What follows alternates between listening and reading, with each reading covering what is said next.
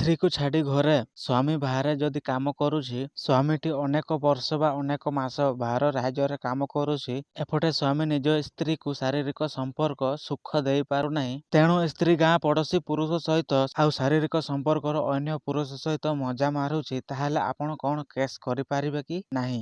ସମ୍ପୂର୍ଣ୍ଣ ସଠିକ୍ ତଥ୍ୟ ଜାଣିବା ପାଇଁ ଆପଣମାନେ ଭିଡ଼ିଓକୁ ଶେଷ ପର୍ଯ୍ୟନ୍ତ ଦେଖନ୍ତୁ। ଭିଡ଼ିଓକୁ ଆରମ୍ଭ କରିବା ପୂର୍ବରୁ ଭିଡ଼ିଓକୁ ଗୋଟେ ଲାଇକ୍ କରନ୍ତୁ। ଆଉ ଆପଣ ନୂଆ କରି ଚ୍ୟାନେଲକୁ ଆସିଛନ୍ତି ତାହେଲେ ସବସ୍କ୍ରାଇବ୍ କରିକି ରଖନ୍ତୁ। ପାଖରେ ଥିବା ବେଲ୍ ନୋଟିଫିକେସନକୁ ଅନ୍ କରନ୍ତୁ, ଯାହାଫଳରେ ନୂଆ ନୂଆ ଅପଡେଟ୍ ଖବର ଆପଣମାନେ ସର୍ବପ୍ରଥମେ ପାଇପାରିବେ। ଆଉ ନିଜ ବନ୍ଧୁମାନଙ୍କ ପାଖକୁ ନିହାତି ଭାବରେ ସେୟାର କରନ୍ତୁ, ଯାହାଫଳରେ ସେମାନେ ମଧ୍ୟ ନୂଆ ନୂଆ ଅପଡେଟ୍ ଖବର ପାଇପାରିବେ। ଆସନ୍ତୁ ଜାଣିବା ଆମ ଦେଶ ଆଇନ କ'ଣ କହୁଛି। ପୂର୍ବରୁ ଭାରତରେ ଅନ୍ୟ ପୁରୁଷ ସହିତ ଶାରୀରିକ ସମ୍ପର୍କ ରଖିବାର ଏକ ଅପରାଧ ଥିଲା, କିନ୍ତୁ 2018 ମସିହା ପରେ ସୁପ୍ରିମକୋର୍ଟ ଏକ ଐତିହାସିକ ଫଇସଲା ଶୁଣାଯାଇ ଏହି ଧାରଣାକୁ ରଦ୍ଦ କରିଦେଇଛନ୍ତି। ଦର୍ଶକ ବନ୍ଧୁ, 2018 ବର୍ଷ ପୂର୍ବରୁ ନିୟମ ଅନୁସାରେ ଆପଣଙ୍କର ସ୍ତ୍ରୀ ଯଦି ଅନ୍ୟ ପୁରୁଷ ସହିତ ଶାରୀରିକ ସମ୍ପର୍କ ରଖୁଛି, ତାହେଲେ ଆପଣ ନିଜ ସ୍ତ୍ରୀଙ୍କ ନାଁରେ କେସ୍ କରିପାରୁଥିଲେ। ଏବେ କିନ୍ତୁ ସବୁ ବଦଳି ଯାଇଛି। ଯଦି ବିବାହିତା ସ୍ତ୍ରୀ ଅନ୍ୟ ପୁରୁଷ ସହିତ ସମ୍ପର୍କ ରଖୁଛନ୍ତି, ଏହା ଏକ ଅପରାଧ ନୁହେଁ, କିନ୍ତୁ ଏହା ସାମାଜିକ ଏବଂ ପାରିବାରିକ ନିୟମର ଉଲ୍ଲଂଘନ। ସ୍ୱାମୀ ନିମ୍ନଲିଖିତ ପଦକ୍ଷେପ ନେଇପାରିବ।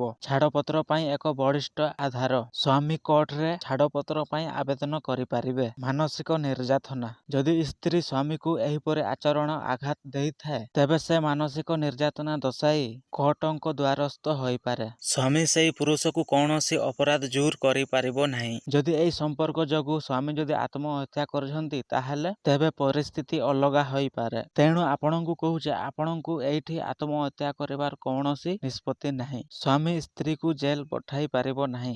ସ୍ତ୍ରୀ ଯାହା ସହିତ ଶାରୀରିକ ସମ୍ପର୍କ ରଖୁଥିଲା ତାଙ୍କୁ ବି ଜେଲକୁ ପଠାଇ ପାରିବ ନାହିଁ ସ୍ୱାମୀ। ଏଇଠି ସ୍ୱାମୀର ଗୋଟିଏ ରାସ୍ତା, ସ୍ତ୍ରୀକୁ ଛାଡ଼ପତ୍ର କରିବାକୁ ପଡ଼ିବ। କାହିଁକି ନା ନିଜ ସ୍ତ୍ରୀ ଅନ୍ୟ ପୁରୁଷ ସହିତ ଶୋଇପାରୁଛି ନିଜ ସ୍ୱାମୀକୁ ଛାଡ଼ିକି, ତାହେଲେ ଏହି ଦଣ୍ଡ ନିହାତି ଦରକାର ସ୍ତ୍ରୀକୁ। ଦର୍ଶକ ବନ୍ଧୁ, ଏବେ ପର୍ଯ୍ୟନ୍ତ ଭିଡ଼ିଓକୁ ଲାଇକ୍ କରିନାହାନ୍ତି ତାହେଲେ ଲାଇକ୍ କରନ୍ତୁ। ଚ୍ୟାନେଲ ଯଦି ଆପଣ ନୂଆ କରି ଆସିଛନ୍ତି ତାହେଲେ ସବସ୍କ୍ରାଇବ୍ କରିକି ରଖନ୍ତୁ।